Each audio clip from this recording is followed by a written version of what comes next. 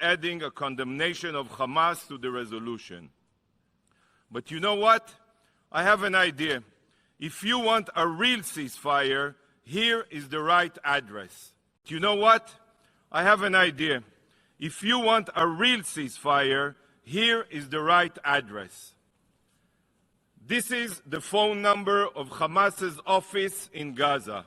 You can all call +970 599 3765 and ask for Yihya Sinwar. Tell Hamas to put down their arms, turn themselves in, and return our hostages. This will bring a complete ceasefire that will last forever. No piece of paper, especially one that is adopted by a biased, politicized majority, will prevent Israel from defending itself against those that seek our destruction. Israel is fighting a war for her future. Thank you, Mr. President. Colleagues, I could stand here and repeat the horrifying atrocities committed by Hamas on October 7th, when there was a ceasefire in place that was violated by Hamas's planned massacre. Planned. I could discuss the mass rape and mutilation of women, the burning of entire families alive, the beheading of babies. But I have already stood here and showed you footage from that dark day. I have repeatedly discussed the horrors and the bloodshed, but sadly this body prefers to keep its head in the sand. Sadly, this is what the UN has become.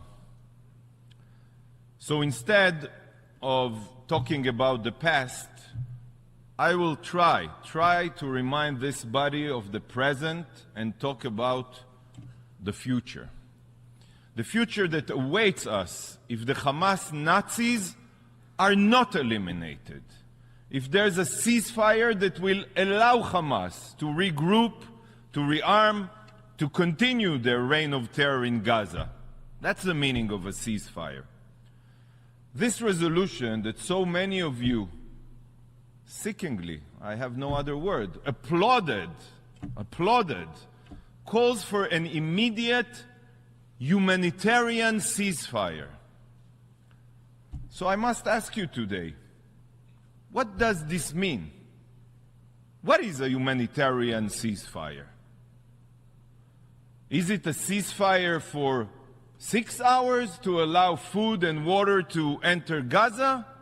Clearly not, seeing as every single day Israel facilitates the entry of hundreds of tons of food and water. Is it a ceasefire for 3 days so that medical supplies and fuel can enter? The answer is also no, as truckloads of these supplies enter Gaza through Israeli facilitation every day. How about a week-long ceasefire to evacuate wounded civilians? No again.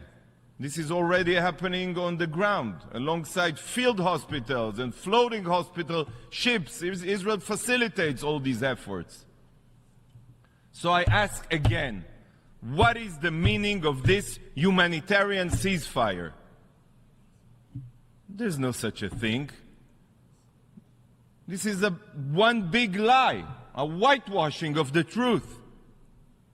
A humanitarian ceasefire means a terrorist-saving ceasefire. We're not stupid. This resolution only seeks an end to the war against Hamas Nazis. Sorry for the words. You don't give a damn about Israel and our future. An end to the war means turning our backs on the hostages. It means ensuring Hamas's continued rule in Gaza. I don't get it. We're 18 years of oppression in Gaza, by the way, against Palestinians, digging terror tunnels into our soil, into our territory, and indiscriminate rocket fires, thousands and thousands on Israeli civilians. That wasn't enough for you?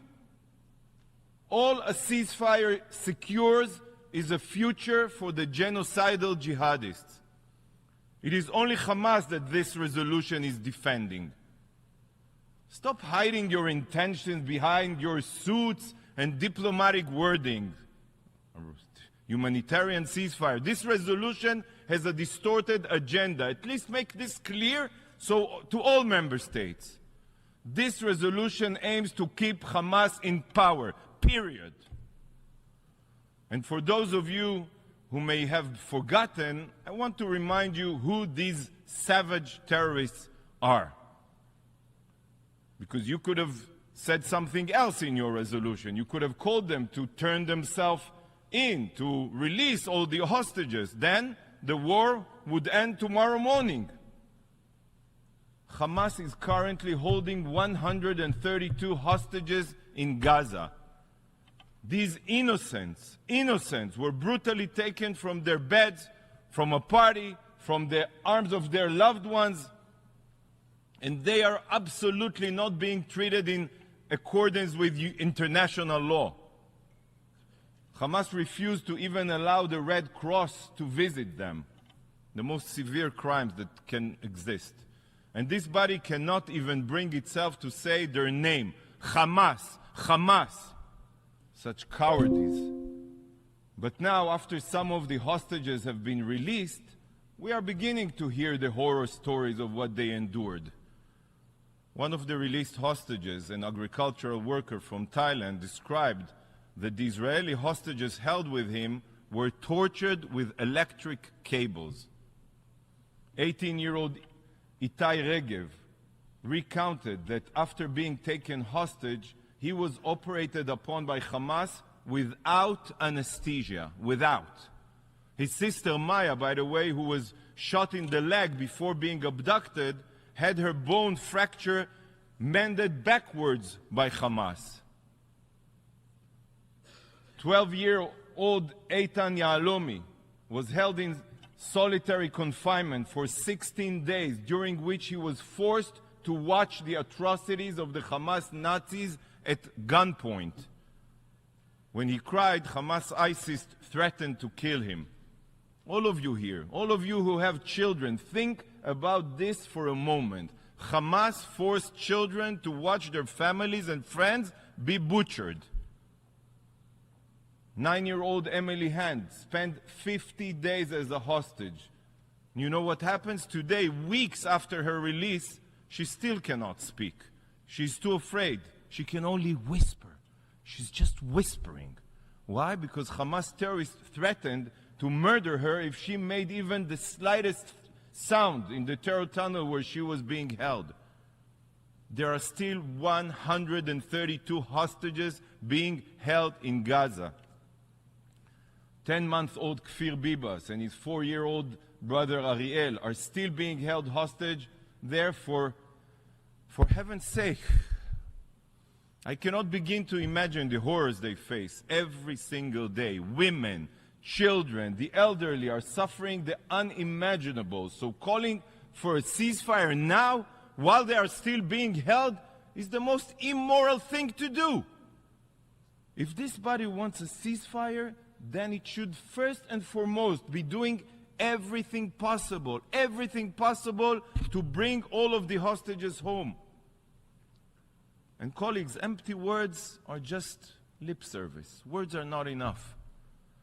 Yet, instead, it's the Hamas monsters capable of exterminating families and torturing children that this body has chosen to defend. I'm sorry, it's abhorrent and it's disgraceful. But colleagues, Hamas not only cares nothing for Israelis and Gazans, I'll surprise you, they also care nothing for Islam. Nothing. I don't know how, according to Islam, Hamas was permitted to rape and sexually abuse women and girls. I don't know. Maybe it's because Hamas doesn't consider Israelis as human beings? But since October 7th, Hamas has fired over 11,000 rockets and missiles at Israel. And today,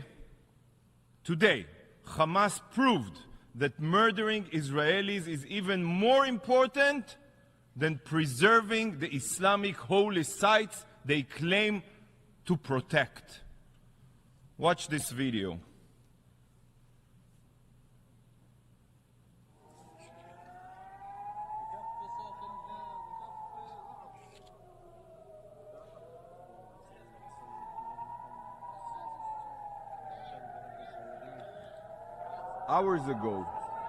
Just hours ago, Hamas rocket was fired towards the vicinity of the Temple Mount, Haram el-Sharif.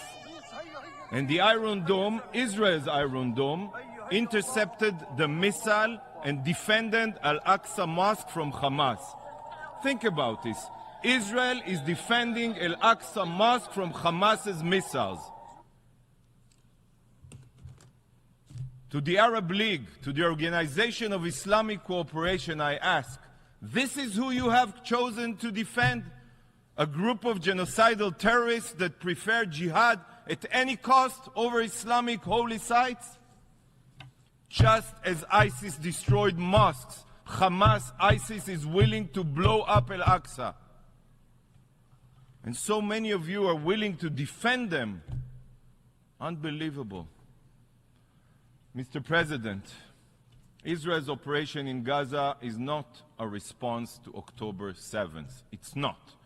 It is to ensure, only to ensure, that such atrocities never happen again.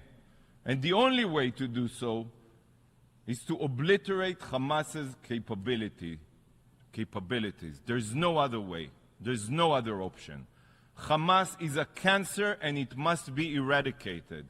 And every resolution passed here that doesn't support Hamas's elimination only serves to empower these terrorists and promote a future of regional suffering. Regional. This is what Hamas's Iranian puppet masters want. We know it. But I cannot understand why the Sunni countries of the world are playing along. This is why no matter how many destructive resolutions this body adopts, Israel cannot stop until Hamas is defeated. This is about our future. This is about our survival. And no General Assembly resolution, I apologize, no General Assembly resolution will force us to commit a collective suicide. We will defend ourselves and we will defend our future. Thank you, Mr. President.